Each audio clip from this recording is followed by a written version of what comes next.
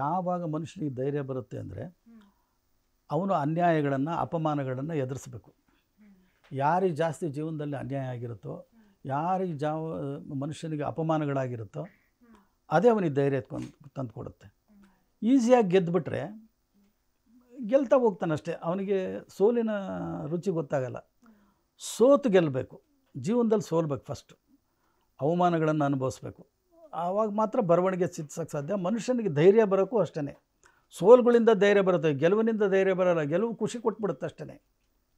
ನಾನು ಸೋತು ಬರವಣಿಗೆನಲ್ಲೂ ಎಷ್ಟೋ ಮೊದಲು ಬರೆದ ಕತೆ ಕಾದಂಬರಿಗಳು ವಾಪಸ್ ಬಂದವು, ಅವೆಲ್ಲ ಬರ್ತಲೇ ಇರಲಿಲ್ಲ. ಆಮೇಲೆ ಬರೋಕ್ಕೆ ಶುರುವಾದವು. ಅಂದರೆ ನಾನು ಬರೆಯೋದನ್ನು ಅಭ್ಯಾಸ ಮಾಡ್ಕೊಳ್ತಾ ಹೋದೆ. ಅವರು ವಾಪಸ್ ಮಾಡಿದಾಗ ನಾನು ಚೆನ್ನಾಗಿ ಬರೀಲಿಲ್ಲ ಅಂತಂದು ಬೇಜಾರು ಮಾಡ್ಕೊಳ್ಳಿಲ್ಲ. ಚೆನ್ನಾಗಿ ಬರೀಬೇಕು, ಏನಾದರೂ ಮಾಡಿ ನಾನು ಎಲ್ಲರೂ ಬರ್ದಂಗೆ ಬರೀಬೇಕು ಅಂತ. ನನ್ನ ಲವರ್ ಕೂಡ ಹೇಳ್ತಿದ್ದು, ನೀವೇನು ಅನಂತಮೂರ್ತಿ ಆಗೋಕ್ಕಾಗುತ್ತೇನ್ರಿ, ಕರ್ನಾಟಕ ಆಗೋಕ್ಕಾಗುತ್ತೇನ್ರಿ, ಏನು ಬರೀತೀರಾ, ಏನೋ ಪ್ರಾಕ್ಟಿಸ್ತಾರೆ ಅಂತಲೇ ಅಂತಿದ್ಲು. ನಾನು ಹೇಳ್ತಿದ್ದೆ ಅವಾಗಲೂ, ಅನಂತಮೂರ್ತಿ ಕರ್ನಾಟಕ ಆಗೋಕ್ಕಾಗಲ್ಲ, ನಾನು BL ವೇಣು ಆಗಿದ್ದರೆ ಸಾಕು ಅಂತಿದ್ದೆ, ಅಷ್ಟೇ ಅಂತಿದ್ದಿದ್ದು. ಆಮೇಲೆ ಎಷ್ಟೋ ಆಗೋದು ಬಿಡಿ, ಆಮೇಲೆ ಬರೆದೆ. ಆಮೇಲೆ ನನ್ನ ಬಂಡಾಯದ ಕಥೆಗಳು ಇವನ್ನು ಬೆತ್ತಲೆ ಸೇವೆಗೆ ಫಸ್ಟ್ ಪ್ರೈಸ್ ಬಂತು. ರಾಜ್ಯ ಮಟ್ಟದ ಲಿಂಗನಟ ಪ್ರಸಂಗ ಅಂತ ಪ್ರಜಾಮತಕ್ಕೆ ಬರೆದೆ, ಮೋಸ್ಟ್ ಪಾಪ್ಯುಲರ್ ಅವಾಗ ಪ್ರಜಾಮತ, ಅದಕ್ಕೂ ಫಸ್ಟ್ ಪ್ರೈಸ್ ಬಂತು. ಆಮೇಲೆ ಬೆತ್ತಲೆ ಸೇವೆನ ಕಾದಂಬರಿ ಮಾಡಿರಿ ಅಂತ ನನಗೆ ಹಾಮನಾಯಕರು ಐಡಿಯಾ ಕೊಟ್ಟಿದ್ದು.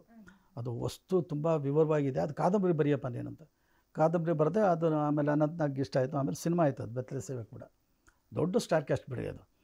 ಆಮೇಲೆ ಅತಂತ್ರರು ಅಂತ ಒಂದು ಕಾದಂಬರಿ ಬರೆದೆ. ಬೆಲ್ಜಿ ಪ್ರಿಪುರ ನಾರಾಯಣಪುರದಲ್ಲಿ ಈ ದಲಿತರನ್ನು ಜೀವಂತವಾಗಿ ಸುಟ್ಟುಬಿಟ್ರಂತೆ.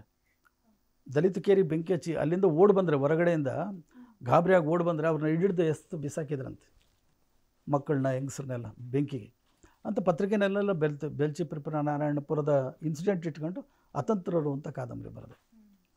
ಅದು ಕೂಡ ಸುಧಾ ಕಾದಂಬರಿ ಸ್ಪರ್ಧೆಯಲ್ಲಿ ಪ್ರಥಮ ಬಹುಮಾನ ಬಂತು. ಹೀಗೆ ಬಂಡಾಯದಿಂದ ಬರವಣಿಗೆ ಶುರು ಮಾಡಿದೆ. ನನ್ನ ಕತೆಗಳೆಲ್ಲ ಅಷ್ಟೇ, ಬಂಡಾಯದ ಕತೆಗಳು. ಅದರಲ್ಲಿ ಪ್ರೇಮದ ಎಳೆ ಇರ್ಬೋದು, ಅದ್ರ ಹಿಂದ್ಗಡೆ ಜಾತಿ ಇರ್ತಿತ್ತು, ವ್ಯವಸ್ಥೆ ಇರ್ತಿತ್ತು. ಆದರೆ ನಾನು ಇದನ್ನು ಎಷ್ಟು ಅಂತ ಬರೆಯೋಣ, ಹೋಟ್ಲಿಗೆ ನಾವು ಬಿಟ್ಕೊಳಲ್ಲ, ಹೋಟ್ಲಲ್ಲಿ ನೀರು ಕೊಡಲ್ಲ, ಬೇರೆ ಲೋಟದ ನೀರು ಕೊಡ್ತಾರೆ, ಇದನ್ನು ಎಷ್ಟು ಅಂತ ನಮ್ಮನ್ನು ಮುಟ್ಟಿಸ್ಕೊಳಲ್ಲ, ಇದನ್ನು ಎಷ್ಟು ಅಂತ ಬರೆಯೋಣ ಅಂತ ನನಗೆ ಅನ್ನಿಸ್ಬಿಡ್ತು. ಬರೆದು ಸಾಕಾಗೋತು. ಇದು ಅಷ್ಟೊತ್ತಿಗೆ ಈ ನಮ್ಮ ಜನ ಎಲ್ಲ ಸೇರಿ ಮಧುಕರ ನಾಯಕ ಬರೆಸಿದ್ರು. ಜಾಸ್ತಿ ಇದು ಬದಲಾವಣೆ ಆಯಿತು ರೂಟು.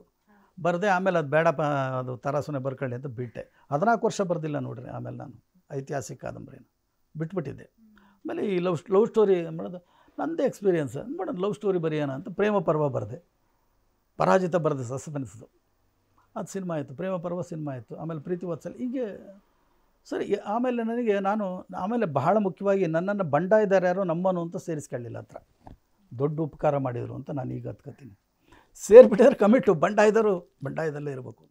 ನಾನು ಎಲ್ಲಾದರೂ ಐತಿಹಾಸಿಕ ಕಾದಂಬರಿ ಬರೆದೆ, ಸಸ್ಪೆನ್ಸ್ ಬರೆದೆ, ಪ್ರೇಮದ ಬಗ್ಗೆ ಬರೆದೆ, ಬಡತನದ ಬಗ್ಗೆ ಬರೆದೆ, ಎಲ್ಲದ್ರ ಬಗ್ಗೆ ನನಗೆ ಅನಿಸಿದ್ದನ್ನೆಲ್ಲ ಬರೆದೆ. ನಾನು ಸಸ್ಪೆನ್ಸ್ ನಾವೆಲ್ಗಳ್ನು ಬರೆದೆ.